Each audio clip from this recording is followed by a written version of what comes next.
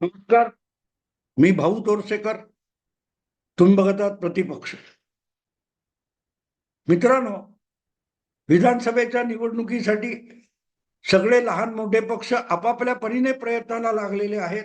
कंबर कसून आपापल्या योजना जमवाजमव चालू आहे. जशी पक्षांची जमवाजमव चालू आहे, तशी इच्छुकांची सुद्धा जमवाजमव चालू आहे. त्यात कुठल्या ना कुठल्या पक्षाकडून तिकीट मिळालं तर, आपल्या पक्षाकडून मिळालं तर, नाही तर बंड करून दुसऱ्या पक्षाकडून मिळेल का, याचीही जमवाजमव जुळवाजुळव चालू आहे. आणि त्याच वेळेला विविध पक्षांमध्ये एकमेकांना लाभदायक ठरू शकतील अशा प्रकारे जे राजकारण निवडणुकीत होणार आहे, त्यामध्ये लहान मोठ्या मध्यम आकाराच्या आणि मोठ्या पक्षांनी एकत्र येऊन आघाड्या बनवणं, युती बनवणं, असेही प्रयत्न चालू आहेत. आणि त्यामध्ये यापूर्वीच मी एक विषय मांडलाय की राजू शेट्टी यांची स्वाभिमानी शेतकरी संघटना, छत्रपती संभाजीराजे यांचा स्वराज्य नावाचा पक्ष किंवा संघटना, आणि तिकडे विदर्भातल्या बच्चू कडू यांचा प्रहार स्वाभिमानी संघटना वगैरे पक्ष आहे, यांनी येऊन एक आघाडी तयार केलेली आहे. तिकडे आणखीन काय काय चालू आहे. राज ठाकरे स्वबळावर 200च्या पेक्षा अधिक जागा लढवण्याच्या तयारीत आहेत. प्रकाश आंबेडकर मिळेल त्याच्यावर झोड उठून आणि तोफा डागून आपली वंचित बहुजन आघाडी अधिकाधिक जागांवर कशी लढणार यासाठी प्रयत्नशील आहे. आणि ही सगळी पार्श्वभूमी बघितल्यानंतर विधानसभा निवडणुकीचं चित्र कसं असेल असे जेव्हा प्रश्न विचारले जातात, मला एका मित्राने प्रश्न विचारला होता, पत्रकारच आहे तो, की भाऊ तुम्हाला काय वाटतं की थेट महायुती आणि महाविकास आघाडी या दोघांमध्येच विधानसभेची निवडणूक लढवली जाईल का?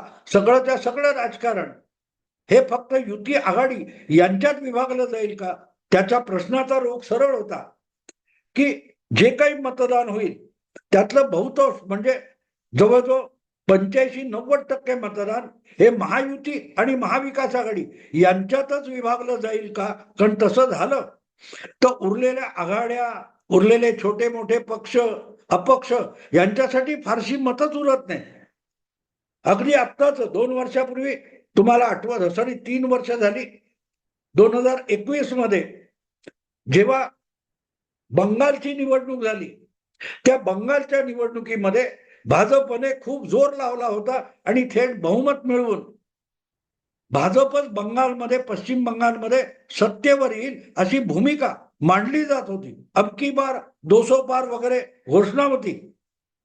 अमित शहा जवळजवळ आठवडा बंगालमध्ये जाऊन वास्तव्य करत होते, मोठमोठ्या प्रचार शो आणि रोड शो करत होते. पण बंगालची निवडणूक तुम्ही झालेली बघितलीत आणि समोर जेव्हा निवडणुकीच्या मतमोजणीचे आकडे आले, तेव्हा सगळ्यांना थक्क करून गेले होते. सगळ्यांना थक्क करून गेले. कारण तिथे 1 आणि 2 नाही, ठीक आहे, ममता दिदी स्वबळावर लढत होत्या, भाजप स्वबळावर लढत होता, आणि हे 2 प्रमुख स्पर्धक होते. कारण 2019च्या निवडणुकीमध्ये बंगालची लोकसभा निवडणूक ही जवळजवळ त्याच 2 पक्षात विभागली गेली होती. बंगालच्या 42 लोकसभेच्या जागांपैकी 22 जागा ममताना, 18 जागा भाजपला मिळाल्या, 40 जागा. उरलेल्या 2 जागा काँग्रेसला मिळाल्या आणि मार्क्सवादी किंवा डावी आघाडी यांचा सुपडा साफ होऊन गेला होता. या पार्श्वभूमीवर 2 वर्षांनी जेव्हा पश्चिम बंगाल विधानसभेची निवडणूक झाली, तेव्हा अर्थातच हे 2 मोठे घटक भाजप आणि तृणमूल काँग्रेस मैदानात होते. पण तृणमूल भाजपबरोबर इतर कुठला पक्ष येण्यासारखा तिथे नव्हताच. कारण बहुतेक काँग्रेस पुरोगामी, डावी आघाडी डाव्यांची लिबरल लेफ्ट, आणि ममता बॅनर्जी पण सेक्युलर, भाजप बरोबर याला कुठला लहान मोठा पक्ष पण शिल्लक नव्हता. एक गोरखा लँड वगैरे अशी काय पार्टी छोटी दार्जिलिंग पुरती आहे ती, पण बाकी भाजप बरोबर कोणी येऊ शकत नव्हतं आणि ममता दिदींना सोबत कोणी नको होता.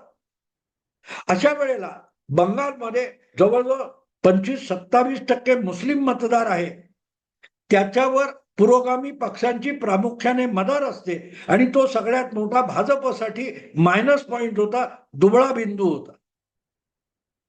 पण ममता दिदींना किंवा डाव्या आघाडीला किंवा काँग्रेसला खरोखरच मुस्लिम मतं त्यांच्यामध्ये डिवाइड होतील का, विभागली जातील का, आणि त्या विभाजनाचा फायदा भाजपला मिळेल का, याचं विश्लेषण भरपूर होत होतं.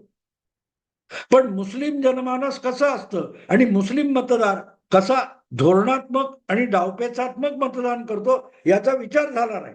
आणि म्हणूनच इतर राज्यात जसा मुस्लिमांचा स्वतःचा पक्ष असला पाहिजे म्हणून फुरफुरणारे आणि भूमिका घेणारे तुमचे ओवैसी असतात, ते सुद्धा बंगालमध्ये पोहोचले होते. पण ओवैसी आणि त्यांच्याखेरीज बंगालमध्ये एक प्रसिद्ध दर्गा आहे, फुरफुरा शरीफ. त्याचा जो लोकप्रिय असलेला असा मौलवी, तो सुद्धा मैदानात एक वेगळा पक्ष घेऊन उतरला. पुढे 2-2 मुस्लिम पक्ष होते, तरीही तृणमूल आणि भाजप वगळता उरलेल्या सगळ्यांना मुस्लिम पक्षासकट मतच उरली नाही. जवळजवळ भाजप आणि ममता दिदी यांच्यातच 91% मतांची विभागणी झाली. काँग्रेस, डावी आघाडी, फुरफुरा शरीफ, ओवैसी अशा सगळ्या पक्षांना मिळून अपक्ष धरा त्याच्यात 9% 10% मतं उरली. त्यामुळे मतांची विभागणी मोठ्या प्रमाणावर 2 प्रमुख पक्षांमध्ये किंवा 2 प्रमुख आघाड्यांमध्ये झाली, तर बाकीच्या पक्षांचा सुपडा साफ होतो. हे आपण बंगालमध्ये बघितलं. हेच काहीसं आपण इतर ठिकाणी आता ताज्या निवडणुकीत म्हणायचं तर हरियाणामध्ये सुद्धा बघितले. काँग्रेस आणि भाजप यांच्यात जवळजवळ तुल्यबळ मत आहेत. 80% मतं, 81% मतं ही काँग्रेस आणि भाजप या 2 गटांमध्ये हरियाणात विभागली गेली. आणि INLD, JJP किंवा बसपा किंवा आम आदमी पार्टी आणि अपक्ष असे 4 अर्धा डझन इतर स्पर्धक होते. त्या सगळ्यांचा सुपडा साफ झाला, सगळ्यांचा सुपडा साफ झाला. आणि म्हणून महाराष्ट्राच्या निवडणुकीत किती गट असतील, किती आघाड्या असतील, किती पक्ष असतील, किती स्पर्धक असतील, प्रत्येक मतदारसंघात किती रंगी निवडणूक होईल याची जेव्हा चर्चा होते, तेव्हा प्रमुख 2 आघाड्या किंवा युत्या यांच्यामध्ये किती मतं दोघांमध्ये जातील, त्यानंतरच उरलेल्या पक्ष आणि आघाड्या वगैरे आहेत त्यांचा विचार करावा लागतो. तेव्हा संभाजीराजे बच्चू कडूंनी बनवलेली आघाडी, प्रकाश आंबेडकरांची वंचित बहुजन आघाडी, राज ठाकरेंचा महाराष्ट्र नवनिर्माण सेना किंवा आणखीन काही पक्ष वगैरे आहेत, या सगळ्यांचा विचार केल्यानंतर उरतात किती. पण ते सगळ्याकडे जाण्यापूर्वी आपल्याला एक गोष्ट बारकाईने बघितली पाहिजे की आज लोकसभा आणि विधानसभा या निवडणुकांमध्ये ज्या 2 आघाड्या उभ्या होत्या, अजितदादा, एकनाथ शिंदे आणि भाजप, हे 3 पक्ष, शरद पवार, उद्धव ठाकरे आणि काँग्रेस, हे 3 पक्ष हे एकमेकाशी तुल्यबळ लढतीत लढत होते. बाकीच्या पक्षांना जवळजवळ विचारात सुद्धा लोकांनी घेतलं नाही. ओवैसींना एकाच दुसऱ्या जागी, प्रकाश आंबेडकरांना एकाच दुसऱ्या जागी, बाकी कोण बंडखोर असतील सोडून द्या. आणि त्यामुळे विधानसभा निवडणुकांची जी लढाई होऊ घातलेली आहे, त्या लढाईमध्ये खरोखरच सगळंच्या सगळं मतदान किंवा सगळीच्या सगळी लढाई ही युती आणि महाविकास आघाडी यांच्यातच विभागली जाणार आहे की त्यामध्ये छोट्या पक्षांना, बंडखोरांना, अपक्षांना काही स्थान आहे का याचा विचार नंतर होतो. आधी 3 पक्षांची युती आणि आघाडी शेवटपर्यंत तशीच राहतील का, हा सगळ्यात मोठा कळीचा प्रश्न आहे. इकडे जागा वाटपावरून अजितदादा नाराज असल्याच्या बातम्या येतात, तिकडे मुख्यमंत्री पदासाठी आपलं नाव सुचवलं जात नाही म्हणून उद्धव ठाकरे नाराज आहेत. काँग्रेसला अधिक जागा पाहिजेत, काँग्रेस स्वतःला थोरला भाऊ म्हणतो म्हणून शिवसेनेला कमी जागा उभाठाला द्यायला निघतो म्हणून उद्धव ठाकरे नाराज आहेत. शरद पवार तळ्यात मळ्यात खेळत बसलेले आहेत. इकडे एकनाथ शिंदे हे देवेंद्र फडणवीसांना भाजपला जड झालेत का, अशीही चर्चा आहे. आणि त्यामुळे खरोखरच विधानसभेची निवडणूक हातातोंडाशी येईल, समोर येऊन उभी ठाकेल, तेव्हा खरोखरच तीन तीन पक्षांच्या दोन आघाड्या पूर्ण ताकदीने एकजुटीने एकमेकांच्या विरुद्ध उभ्या ठाकतील का, या प्रश्नाचं उत्तर आधी शोधावं लागतं. आणि म्हणून मग तिथे अजितदादांची अस्वस्थता महायुतीमध्ये आहे आणि अनेक ठिकाणी ते सतत वेगळा स्वपक्षाचा प्रचार करत फिरतायत. आपल्या प्रभाव क्षेत्रामध्ये, त्यांच्या सहकाऱ्यांच्या प्रभाव क्षेत्रामध्ये अजितदादा आपली वेगळी मिरवणूक घेऊन, आपली वेगळी चूल मांडून फिरताना दिसतात. आणि तिकडे उद्धव ठाकरे, संजय राऊत हे आपण महाविकास आघाडीत असल्याची ग्वाही देत असतानाच ज्या प्रकारे आपल्याला मनासारखं इथे काय होत नाहीये, त्यामुळे आपण शेवटपर्यंत महाविकास आघाडीत राहू की नाही असंही सूचित करत असतात, तेव्हा मग तीन तीन पक्षांची आघाडी किंवा युती ही शेवटच्या क्षणापर्यंत निवडणुकीला एकत्रित सामोरं जातील याची हमी अगदी निवडणूक दारात उभी असताना सुद्धा आपण देऊ शकत नाही आहोत. आणि म्हणून मग जशी संभाजीराजे, राजू शेट्टी आणि बच्चू कडू यांची एक नवी आघाडी तयार झाली आहे, किंवा प्रकाश आंबेडकरांची वंचित बहुजन आघाडी ओबीसी आणि गरीब मराठे यांना सोबत घ्यायला बघते, तशीच आणखी एखादी आघाडी होऊ शकते का, याकडे वळून बघावं लागतं. आणि तशी एक वंचित बहुजन आघाडी निवडणुकीच्या अखेरच्या टप्प्यात, म्हणजे जागा वाटपाच्या अखेरच्या टप्प्यात अशी एक आणखीन राजकीय वंचित बहुजन आघाडी उभी राहू शकते, अशी एक आशंका माझ्या मनात आलेली. लोकसभा निवडणुकीच्या परिणामानंतर किंवा त्यातलं अपयश पचवताना अजितदादांचं मनोबल खचलं आहे हे ते बोलण्यातून दाखवून देतात. आणि परत एकदा आपल्याला काकांनी पदरात घ्यावं यासाठी अजितदादा आसुसलेले किंवा प्रयत्नशील असलेले दिसतात. दुसरीकडे उद्धव ठाकरे सुद्धा आपल्याला मुख्यमंत्री पदाविषयी हुलकावण्या दिल्या जातात किंवा स्पष्टपणे आपल्याकडे सरळ सरळ डोळे झाक केली जाते, म्हणून उद्धव ठाकरे नाराज आहेत. तर हे दोन नाराज आणि शरद पवारांसारखा एक धूर्त राजकीय नेता, यातून काही वेगळी वंचित बहुजन आघाडी निर्माण होऊ शकते का? राजकारणात ज्यांना वंचित ठेवलं जातंय ते आपलं आपलं दुखणं सोडवण्यासाठी एकत्र येऊन एक नवी वंचित बहुजन आघाडी तयार करू शकतात का, असा विचार माझ्या डोक्यात येतोय. म्हणजे त्यामध्ये उद्धव ठाकरे मुख्यमंत्रीपद नाकारलं जात असल्यामुळे वंचित, अजितदादा महायुतीत असून आपल्याला पुरेशा जागा दिल्या जात नाहीत म्हणून वंचित असल्याची भूमिका आहे, तर शरद पवार हे महाराष्ट्रातले सर्वात ज्येष्ठ नेते आणि महाविकास आघाडीतले सर्वात अनुभवी नेते असताना सुद्धा महाविकास आघाडीच्या घडामोडींमध्ये, चर्चांमध्ये त्यांना योग्य तितका सन्मान दिला जात नाही. त्यामुळे तेही एक प्रकारे वंचितच राजकारणी आहेत. त्यात शरद पवार, अजितदादा आणि उद्धव ठाकरे यांनी एकत्र यायचं ठरवलं तर ते तिघे मिळून इतका दुबळा फोर्स होत नाही. हे तिघे एकत्र येऊन एक ताकद तयार होऊ शकते, एक ताकद तयार होऊ शकते. म्हणजे शरद पवार आणि उद्धव ठाकरे हे काँग्रेसच्या बरोबरीला नसतील तर काँग्रेसला लोकसभेत जितकं प्रचंड यश मिळालं किंवा मिळवता आलं तितकं मोठं यश काँग्रेस पक्षाला मिळवता येणार नाही. लोकसभा निवडणुकीत शरद पवारांनी सगळ्यात कमी जागा घेतल्या, 48 मध्ये फक्त 10, काँग्रेसपेक्षा 7 कमी, आणि उद्धव ठाकरे यांच्यापेक्षा 11 जागा कमी घेतल्या, पण 10तल्या 8 निवडून आणले. आणि इतकं असून सुद्धा आत्ताच्या जागा वाटपामध्ये, विधानसभेच्या जागा वाटपामध्ये सर्वाधिक स्ट्राईक रेट असलेल्या शरद पवारांना कोणी जुमानत नसेल तर शरद पवारांनी स्वतःला वंचित मानलं तर नवल नाही. आणि एक भाग असो, शरद पवार एखाद्याला हरभऱ्याच्या झाडावर चढवतात आणि वेळ आली की असं दणदणीत खाली आणून आपटतात की त्याला परत आपल्या पायावर उभं राहण्यासाठी सुद्धा दीर्घकाळ घालवावा लागतो.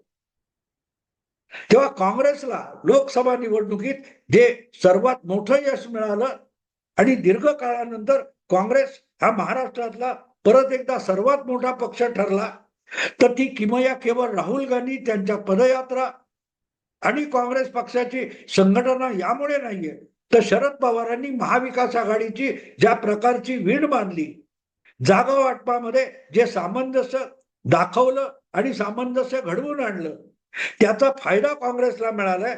आणि त्यासाठी पवारांचा सन्मान राखून पवारांना योग्य हिस्सा जर महाविकास आघाडीत मिळणार नसेल, तर मग काँग्रेसचा अधिक विस्तार होणं किंवा काँग्रेस अधिक बलशाली होणं हे शरद पवारांना सुद्धा रुचणार नाही. म्हणजे काँग्रेस जितकी बलशाली होईल तितकं राष्ट्रवादीचंही नुकसान होणार आहे. आणि दुसरीकडे शिवसेना अधिक बळजोर शिरजोर होऊ नये हे सुद्धा याकडे शरद पवारांचा रोख असणार आहे. आणि म्हणूनच महाविकास आघाडी होत नसेल तर मग उद्धव ठाकरे यांना सोबत घेऊन आपल्याला अधिक जागा लढवता येतील आणि अजितदादांना त्या निमित्ताने महायुतीतून बाहेर काढलं तर महायुतीचं बळ सुद्धा निदान दिसायला कमी होतं. त्याचा लाभ उठवून महाराष्ट्रातल्या ज्या काय विधानसभा निवडणुका आहेत ह्या दुरंगी म्हणजे युती आणि आघाडी यांच्यात होताना दिसत आहेत, त्या तिरंगी करता येतील जर ही राजकीय वंचित आघाडी तयार झाली.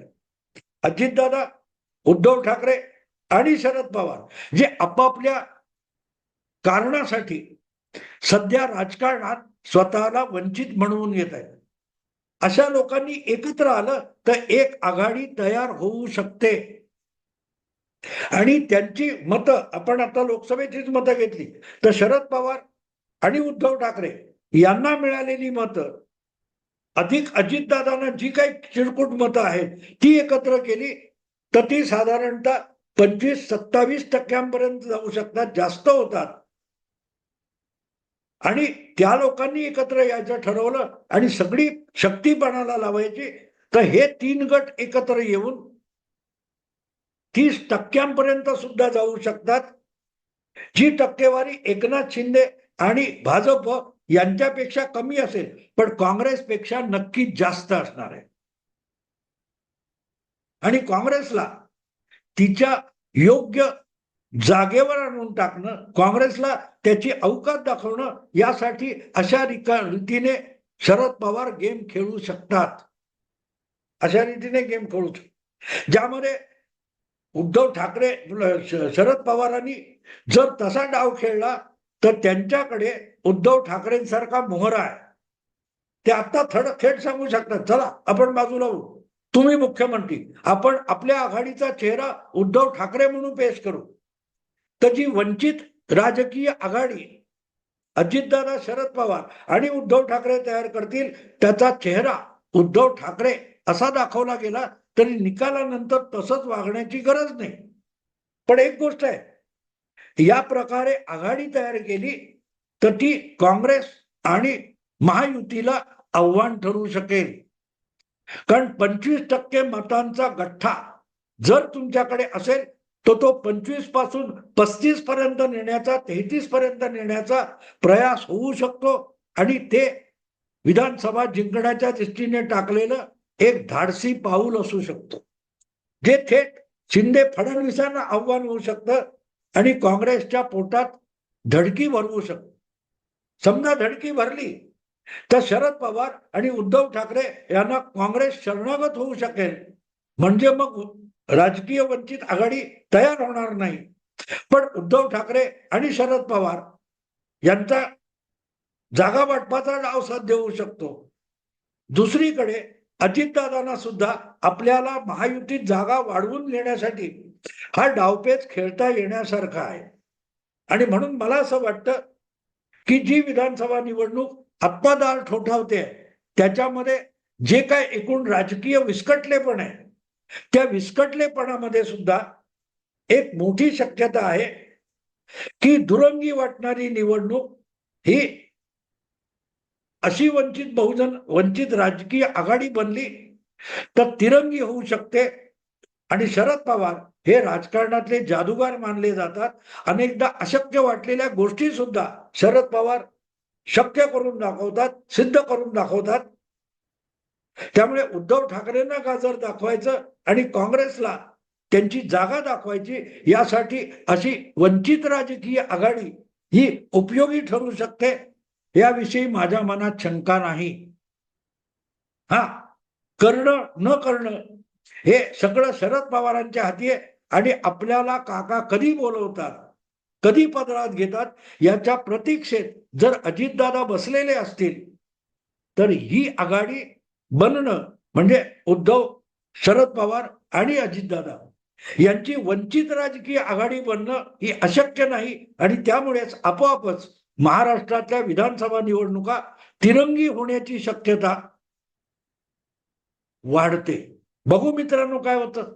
अजून निवडणूक कार्यक्रम मी बोलतोय तेव्हा जाहीर झालेला नाही, 1-2 दिवसात होईल, तेव्हा प्रत्यक्ष काय होतं बघू.